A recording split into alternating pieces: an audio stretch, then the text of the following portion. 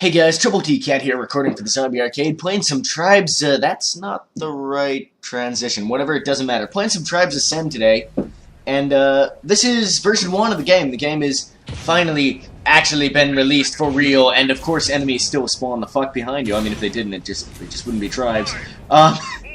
But I want to make a video about this game to celebrate its full release. It was in open beta for a while, and I mean, you could spend... It was effectively out. I mean, come on, guys, seriously. But now it's actually really out for real, and they're perfectly happy to actually out for real to say it's really out for real this time. And that's pretty dope. And what you can see me playing here is the new game type, Capture and Hold, which was added in the release version. So this is a brand new game type on a new map, in fact, as well, which is quite nice. Got some nice weather effects going on here. Got some rain, and you can see it sort of filling up ditches and stuff like that. It's pretty dope. It's pretty dope. It's actually a good map, and a good game type. So I thought I'd make a video talking about the fact this game is finally out, talking a bit about the game in general, and particularly about this new game type, where I have a tendency to detonate. So this new game type, Capture and Hold, is basically domination from Call of Duty or Conquest, if you are more familiar with battlefield terminology. And so, yeah, I mean, there's several points around the map. You capture them by sort of jetting through them, and then when they're captured for 5 seconds, you get all the associated turrets and inventory stations and stuff near the point, and you start getting points for your team. So you can see here me showing out at point. I can't quite read it in my preview window. I think of it E. Just chilling out, refill my bullets, and getting ready to go attack some dudes. It's actually a really good game type. When they first announced this game type for Tribes, my initial reaction was like, wow, that's not going to work very well in Tribes. I don't know why. That was my initial feeling, but having played it, I could actually see this becoming my sort of favorite game type in Tribes pretty easily. It's maybe not quite as good for competitive leagues and tournaments and stuff as CTF is, and Tribes is very much a good competitive game. So I don't know. We might see this in tournaments, we might not. But I think for pub matches, it's a really fun, sort of fast-paced, objective-based game that isn't quite as, it's got a little bit more sort of objective play to it than TDM is, but it's not quite as reliant on having good team play as CTF is. Because in CTF in this game, if your team isn't working together, you are not going to have a good time. There's a lot of teamwork involved in fielding a successful CTF game, whereas in this game, it's a little bit easier to have a team of people who aren't really coordinating, who are just kind of doing their thing, and being successful. I think it's a really good game type, especially for pub players like myself, and that's pretty dope. Although this is one of the few games out there at the moment that I would actually consider playing in leagues if I was good enough. I'm not really. I used to be. Completely detonating myself off the walkway there, just as I was about to say that I'm not that bad. When I first started playing this game, I was really terrible. I've gotten a bit better, my aim's improved a fair bit, and I'm a bit better in general and not getting my ass horribly handed to me. But that said, I'm still, nowhere near good enough to actually enter competitive play. But, it's something that I think would actually be really fun with this game, would be tournament play. And I'm not somebody who... I am not somebody who would normally ever consider going down the pro gamer route because I don't know, it seems like you end up putting too much stress and too much weight on something that's supposed to be sort of a relaxing good time, and you sort of think I take YouTube pretty seriously, that I was already doing that, but I don't know, I would sort of feel like with this game it wouldn't even matter. I would encounter extreme lows even playing this competitively because the game itself is just it's a real blast. If you haven't tried this game out yet, this is actually the perfect time with the full release out. This game is...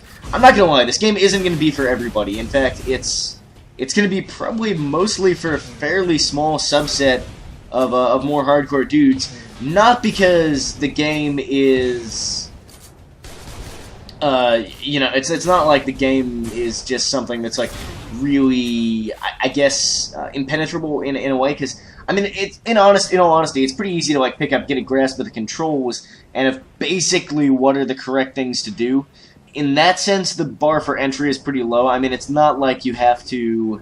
The bar for entry is a lot lower than something like StarCraft 2, where if you want to be even remotely competitive, you have to spend a bit of time, like quite a bit of time learning the basics of the game. Whereas with this, you know, the basics are fairly simple. You jetpack around, you ski, you shot bullets from the guns, and you go after objectives. It's stuff that'll be fairly typical to most shooter players, but where this game does become a little bit less accessible for people, a little bit harder to penetrate, is just in dropping things around on my desk there because I love random background noises in my video.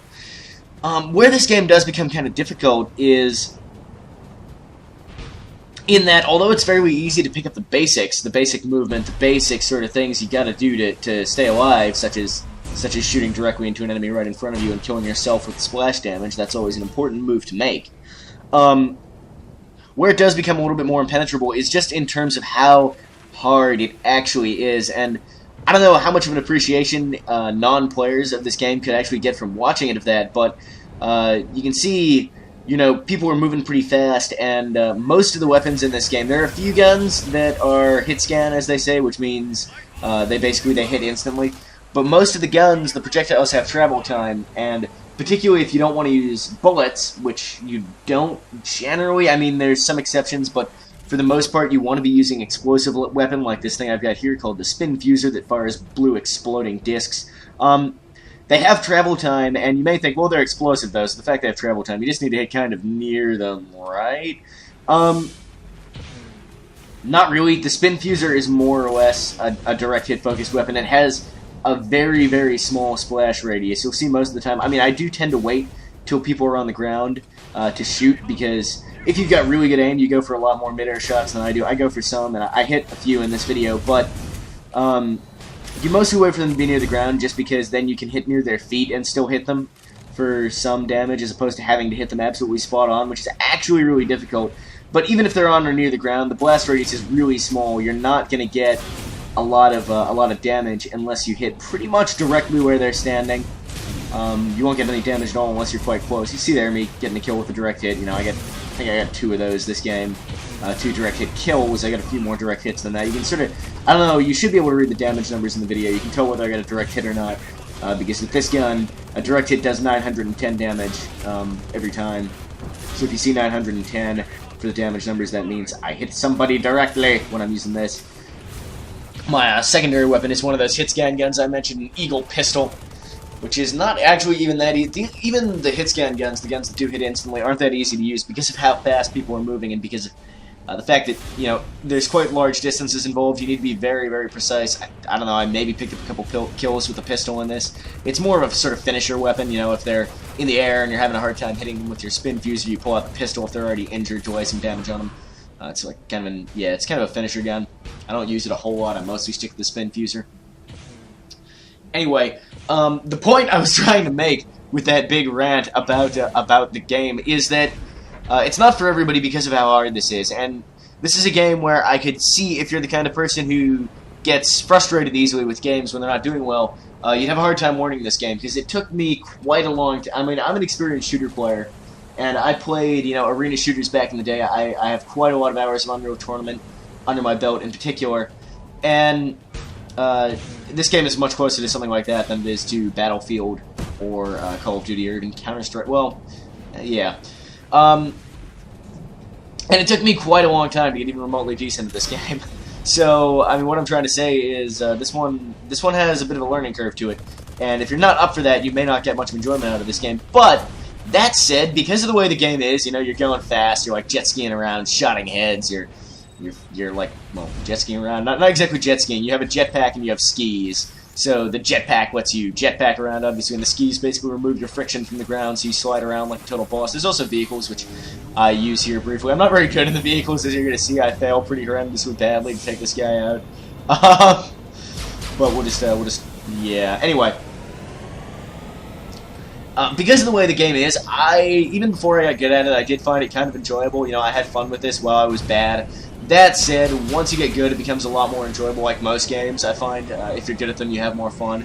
If you're bad at them, this game, you know, you can still enjoy it, but it's a bit more challenging, especially when you fly your Shrike directly into the ground and detonate entirely. That's pretty much always going to ruin your day. Did I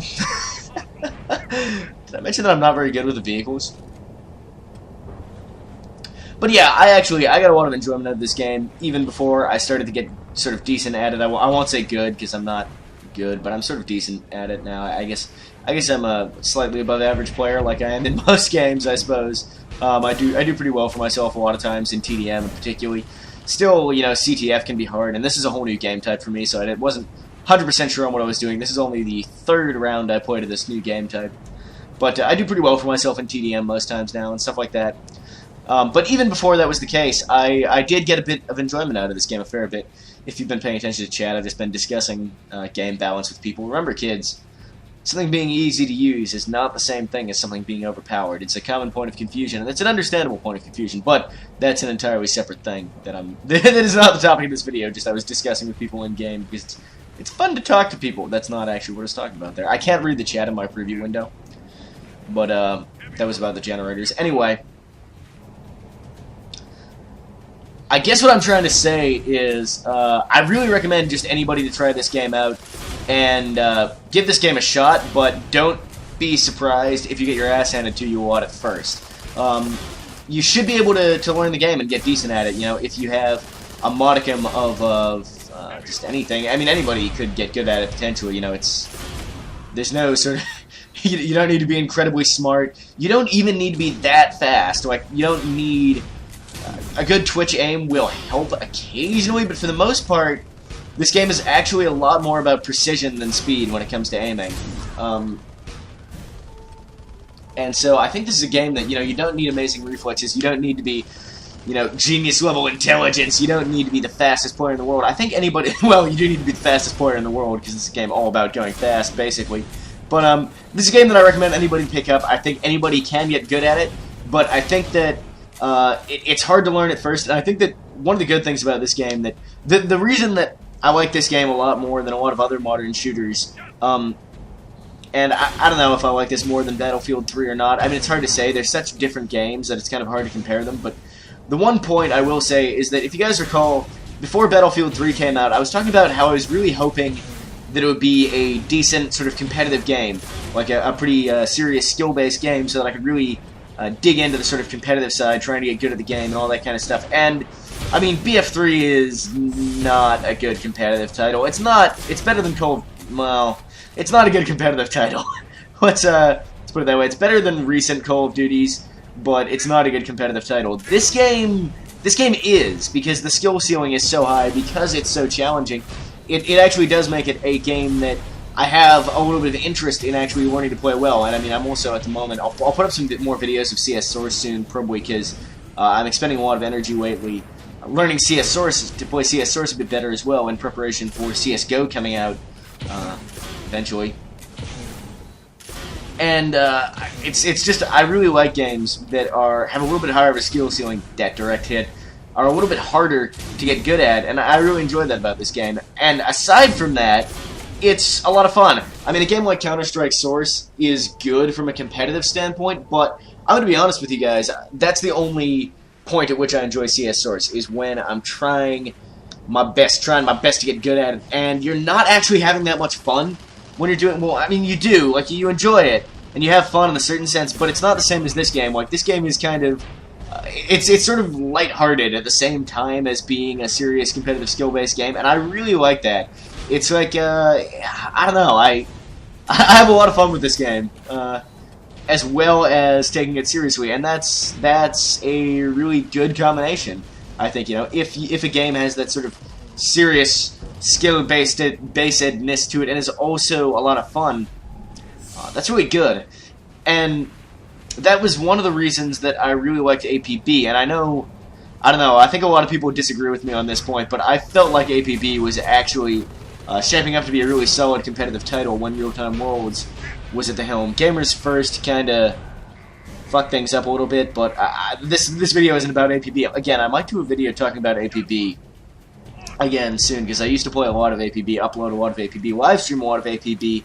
It was actually one of the things that sort of helped me get started live streaming with a lot of viewers, and so I might go back and talk about what the hell happened to APB, why I don't play it anymore at some point in the near future.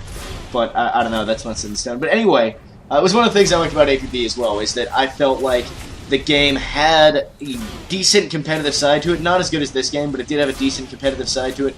And it was also kind of silly. It was also a lot of fun. And this game really satisfies that in me. So, I really like Tribes Ascend. You can expect to see a bit more gameplay of this. I probably won't upload a vast quantity of Tribes Ascend, to be honest, because I feel like it's one of those more niche titles. I feel like it's kind of... I've live streamed it a few times. I feel like it's a hard game to do commentary for in some ways. For me, anyway. But, anyway, I really like this game. I recommend you try it out. Just Google it and you can find the game pretty easily. Thanks for watching, guys. Let me know what you thought of the video. And if you want to see more Tribes Ascend. And until next time, Troubletcat out.